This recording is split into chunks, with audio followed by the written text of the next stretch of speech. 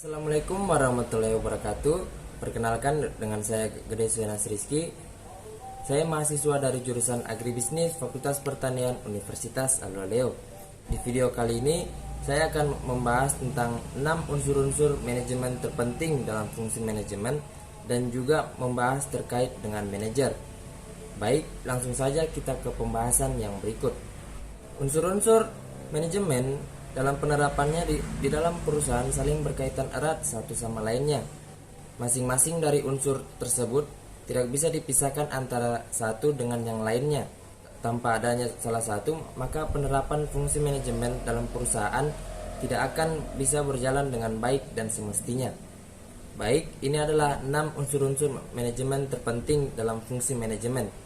Yang pertama, man atau sumber daya manusia. Unsur manajemen yang paling vital adalah sumber daya manusia, karena manusialah yang membuat perencanaan dan mereka pula yang melakukan proses untuk mencapai tujuan tersebut. Tanpa adanya sumber daya manusia, maka tidak ada proses kerja, sebab pada prinsip dasarnya mereka adalah makhluk pekerja. Yang kedua, money atau uang. Perusahaan dalam menjalankan seluruh aktivitas sehari-harinya tidak akan bisa terlepas dari biaya yang diukur dengan satuan sejumlah uang.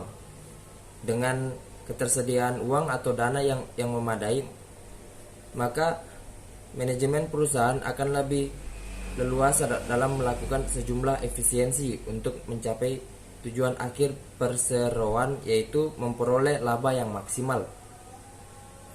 Pembelian bahan material atau bahan baku nilainya akan jauh lebih murah jika dilakukan dengan pembayaran tunai, begitu pula dengan jumlah atau kuantiti. Semakin banyak kuantiti yang dipesan, maka secara otomatis akan mendapatkan jumlah harga diskon khusus dari vendor.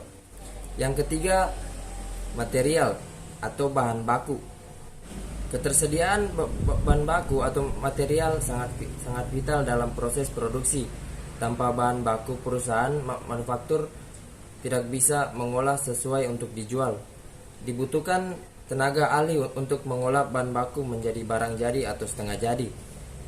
Sumber daya manusia dan bahan baku sangat berkaitan erat satu sama lain dan tidak bisa dipisahkan. Yang keempat, mesin atau peralatan mesin. Untuk mengolah bahan baku menjadi barang jadi dibutuhkan seperangkat mesin dan peralatan kerja. Dengan adanya mesin, maka waktu yang dibutuhkan dalam proses produksi akan semakin cepat dan efisien. Di samping efisien, tingkat kesalahan manusia atau human error dapat diminimalisir. Namun dibutuhkan sumber daya yang handal dan bahan baku yang berkualitas untuk memperoleh hasil yang maksimal. Yang kelima, methods atau metode. Dalam menerapkan manajemen untuk mengelola sejumlah unsur-unsur di atas, dibutuhkan suatu metode atau standar operasional prosedur yang baku. Setiap divisi di dalam perusahaan memiliki fungsi pokok, tugas atau job desk tersendiri, dan masing-masing divisi tersebut saling berkaitan erat dalam menjalankan aktivitas tersebut. Dan yang keenam, market atau pasar.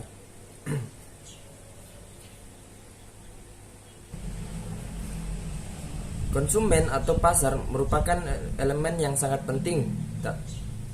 Tanpa permintaan, maka proses produksi akan terhenti dan segala aktivitas perusahaan akan vakum. Agar dapat menguasai segmentasi pasar, pihak manajemen harus memiliki strategi pemasaran yang handal dan dapat bersaing dengan kompetitor market sejenis, baik dari sisi harga, sisi kualitas maupun kuantitas. Baik, 6 unsur manajemen di atas saling berkaitan erat satu sama lainnya, dan masing-masing elemen sangat penting dalam rangka penerapan fungsi manajemen dan untuk mencapai hasil maksimal dan efisiensi dalam aktivitas perusahaan. Baik, kita ke pembahasan yang selanjutnya yaitu manajer. Manajer adalah seseorang yang bekerja melalui orang lain dengan mengkoordinasikan kegiatan-kegiatan mereka guna mencapai sasaran organisasi. Seorang yang karena pengalaman, pengetahuan, dan keterampilannya diakui oleh organisasi untuk memimpin, mengatur, mengelola, mengendalikan, dan mengembangkan kegiatan organisasi dalam rangka mencapai tujuan. Baik, selanjutnya kita ke tingkatan manajer. Pada suatu organisasi berstruktur tradisional, manajer sering dikelompokkan menjadi manajer puncak, manajer tingkat menengah, serta manajer lini pertama. Biasanya digambarkan dengan bentuk piramida, di mana jumlah dari karyawan lebih besar di bagian bawah daripada di puncak. Baik, ini adalah bagian-bagian dari tingkatan manajer. Yang pertama, manajemen lini pertama atau first line management. Manajemen lini pertama atau first line management dikenal dengan istilah manajemen operasional, merupakan manajemen tingkat yang paling rendah yang bertugas mengawasi dan memimpin karyawan non manajerial yang ada di dalam proses produksi. Mereka sering disebut penyelia atau supervisor, manajer shift, manajer area, manajer kantor, manajer departemen, atau mandor atau foreman. Yang kedua, manajemen tingkat menengah atau middle management.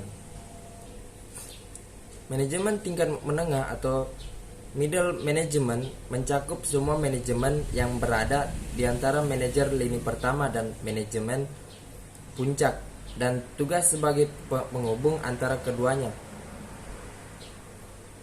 Jabatan yang termasuk manajer menengah yaitu kepala bagian, pemimpin proyek, dan manajer pabrik. Yang terakhir,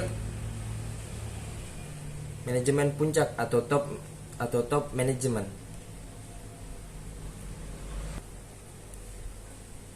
Manajemen puncak atau top management dikenal dengan executive officer yang bertugas dengan merencanakan strategi dan kegiatan perusahaan secara umum dan mengarahkan jalannya perusahaan.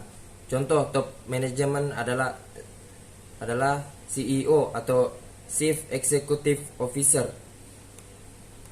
Walaupun demikian, tidak semua organisasi dapat menyelesaikan pekerjaannya dengan memakai bentuk piramida tradisional ini.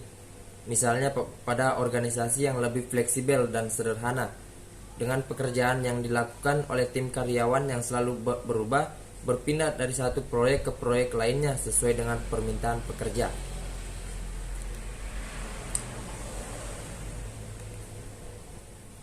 Baik, mungkin itu saja penjelasan singkat dari saya, dan saya akhiri. Wabillahi taufiq wal hidayah. Wassalamualaikum warahmatullahi wabarakatuh.